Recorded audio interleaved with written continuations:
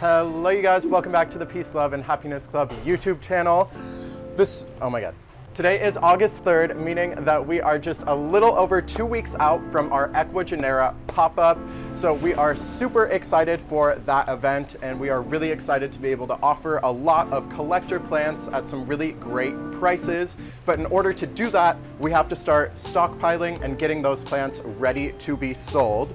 So this morning I came in to a beautiful surprise, and that was, I think, close to 200 Philodendron Ring of Fire. These guys are little tissue culture starts that just came in the mail the other day. They were shipped to us in moss, but we sort of cleared that moss away from the roots and have had them soaking in water until I came in to pot them up. Typically, we would put them in moss in a little to-go cup with a drainage hole to allow them to root up and acclimate. But lately, we've been experiencing a lot of leaf melting with that method. So now we are giving a aeroid mix with some mycorrhizae a try in these 4-inch pots. And then after that, we're gonna stick them in a spot with a little bit warmer temperatures and higher humidity in our grow room.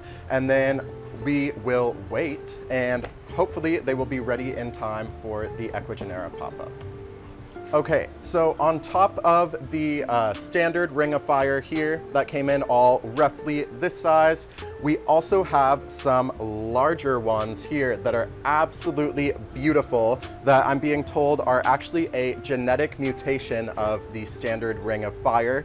So rather than the sort of creamy white that you'll see on your standard Ring of Fire, these guys will be more of a aurea variegation. They're calling it the Neon Ring of Fire. So we've got, I think, 10 or so of these guys, but I am super excited to grow these guys out. They all came in looking absolutely beautiful with some really good roots and active growth points.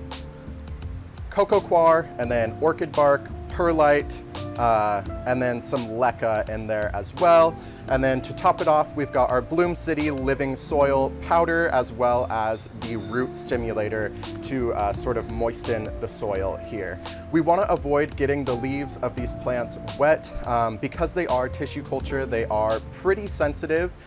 Tissue culture plants are grown in 100% humidity, very sterile environments. So there can be some issues acclimating them into a more standard household environment. We're then going to just add a little bit of leca here on top of the soil near the crown of the plant to keep them secure while they root up.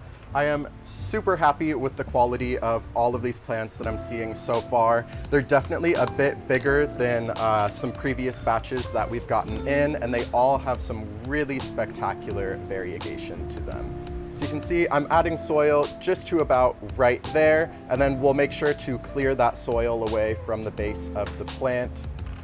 You could also use something like a bamboo stake to help keep your plant propped up, but for efficiency's sake, we're opting for leca today. So you'll notice rather than pressing the soil down with my hands, I'm sort of just tapping the sides of the pot gently to break away those air pockets and make sure that soil is just compact enough. Oh, wow, check out that new leaf. This is a really good batch of Ring of Fire, no doubt. I did notice with quite a few of these, rather than going vertically, a lot of these have been growing out horizontally, like you can kind of see on this one here. Okay, so like I mentioned, we did add in a little bit of extra nutrients to our soil today, one of which being the organic living soil from Bloom City. You just go ahead and remove the little plastic cover from the top. Okay, so this plastic is really easy to remove. You just peel it right off. You just want to shake it in. It's like seasoning your food, but seasoning your plants. You want to do it before you water, so then as you water, this powder sort of leaches down into the soil with the water. Here you can see the consistency of this living soil powder. It's really fine, really powdery. Yeah. If you follow me with my cart of Ring of Fire, We're gonna stick them in our magical grow room here. It's already awfully crowded in here and we've only got more plants coming. So we'll probably clear out these old nasty Ring of Fire. You can see these are ones that didn't acclimate so well from our last batch. We'll do them spaced out a little bit.